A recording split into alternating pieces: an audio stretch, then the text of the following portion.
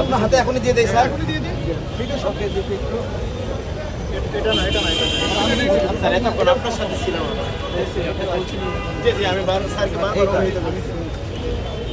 Sir আমাদের একটা receipt কপিও দিতে হবে। আচ্ছা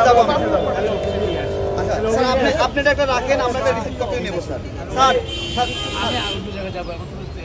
একটু মতামত চাই স্যার, আমরা একটু মতামত চাই স্যার। মতামত হলো আমরা পানি আমরা সবাই খাই, আমরা কি বলি আবার শুনুন আবার কি কথা। জি স্যার, জি স্যার। সেটা হলো আমাদের এই অভিযোগের ভিত্তিতে সেটা আমরা করব। জি স্যার, জি স্যার। ওকে ঠিক আছে, অনেক ধন্যবাদ।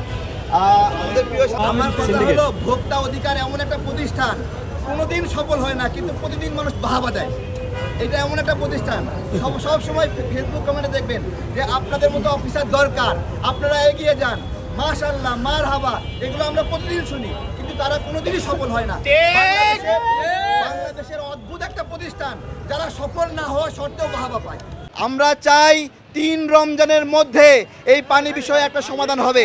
আমরা 3য় রমজানে আবার এখানে এসে ভোক্তা অধিকারের সামনে দাঁড়াবো, তাদের কাছ থেকে আপডেট নেব। আপনারা বলবেন পানি বেশি জরুরি না ডিম বেশি জরুরি? তাহলে পানির মতো অতীব জরুরি যে আমাদের একটা জীবন রক্ষার একটা উপাদান পানি, সেই পানিতে 7 টাকা 8 টাকা হলো পাইকারি মূল্য, সেটা 20 টাকা করে এমআরপি দিয়ে বিক্রি করে। আমরা এটা কোনোভাবেই মেনে নিতে পারি না। এইটা আমরা আরও জানি যে বিভিন্ন কোম্পানি 60 টাকা দিয়েই পানি দিতে পারে আধা লিটার পানি, আবার কিছু কিছু কোম্পানি 13 টাকায় বিক্রি করে। আমার কথা, আপনি কি অতিরিক্ত ম্যাটেরিয়ালের ভিতরে দিচ্ছেন? আমার তো কোনো ম্যাটেরিয়াল প্রয়োজন নাই, আমার ফ্রেশ বিশুদ্ধ পানি দরকার, আপনি আমাকে সেটা দিবেন। দাম কেন ভিন্ন রকম হবে?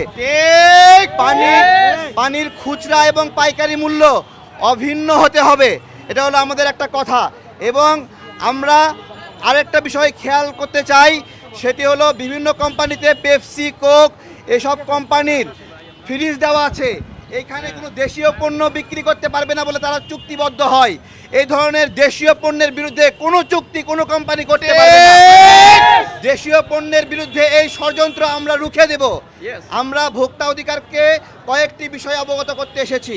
তার মধ্যে 1 নম্বর বিষয় হলো এই 1.5 litre, 2 litre, half litre, 1 litre যে 5 লিটার পানিগুলো রয়েছে, এগুলো কম দামে দিতে হবে, এগুলো ন্যায্য দামে দিতে হবে। আরেকটা বিষয়, প্রত্যেকটা হোটেল, প্রত্যেকটা দোকান এবং সুপার শপে এই যে সিন্ডিকেট করে দেশীয় পানি বিক্রি করতে দেয় না, বাধ্যতামূলকভাবে নিয়ম করতে হবে। আমার দেশের কোম্পানি পানি বেচতে পারবে না, ইসরায়েলের কোম্পানি এসে পানি বেচে সব টাকা নিয়ে যাবে। এই পানি তো ইসরায়েল থেকে নিয়ে আসে না, এই পানি তো আমেরিকা থেকে নিয়ে আসে না। আমার মাটির নিচের পানি বিদেশি কোম্পানি তুলে সিন্ডিকেট করে চুক্তি করে এখানে আমাদের কাছে বিক্রি করবে, আর দেশীয় পানি বিক্রি হবে না। এইটা আমরা হতে দেব না। আমাদের অনেকে বলেছিল কিন্তু ভারত থেকে পেঁয়াজ না আসলে পেঁয়াজ 450 টাকা কেজি খেতে হবে। আজকে ভারত থেকে পেঁয়াজ আসছে না, আমরা কিন্তু পেঁয়াজ ঠিকই 35 টাকায় খাচ্ছি। ভারত থেকে আলু আসছে না, আমরা 17 টাকা 16 টাকা কেজি আলু খাচ্ছি আমরা। সুতরাং এইগুলো খেয়াল করতে হবে। আমার দেশীয় পণ্য, আমার দেশের সম্পদ, দেশের কৃষি রক্ষা করতে হবে।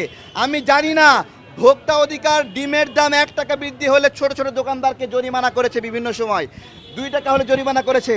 তাদের চোখে কি পট্টি দিয়ে রেখেছিল? তারা কি দেখেনি 60 টাকার একটা পানি, প্রয়োজনীয় পানি কি কোনো বড় লোকের উপাদান? বলেন গরিব মধ্যবিত্ত কার না পানি প্রয়োজন হয়? আমরা চাই 3 রমজানের মধ্যে এই পানি বিষয়ে একটা সমাধান হবে। আমরা 3য় রমজানে আবার এখানে এসে ভোক্তা অধিকারের সামনে দাঁড়াবো, তাদের কাছ থেকে আপডেট নেব এই 3 দিনের মধ্যে তারা কি ব্যবস্থা নিল। আমরা এখন তাদের কাছে যাব, একটা কপি দিয়েছি ডিজি বরাবর, তাদের কাছ থেকে রিসিপ্ট কপি নেব। সাংবাদিক ভাইদেরকে ধন্যবাদ। আমাদের এই বিষয়টা আমরা চাই পানিটা আমরা সস্তায় খাই, এবং পানি যদি আমরা সস্তায় না পাই, বিশুদ্ধ পানির যে অধিকার, পানি শূন্যতা, এটাতে কিন্তু আমরা ভুগবো।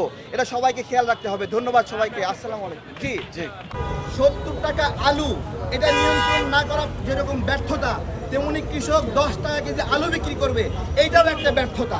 দুইটাই কিন্তু ব্যর্থতা। ন্যায্য মূল্য না পাওয়া ব্যর্থতা, আবার ন্যায্য মূল্যে ভোক্তারা কিনতে পারবে না, এটাও ব্যর্থতা। কোনোটাই ভালো সফলতা আমরা এখন পর্যন্ত দেখতে পারি না।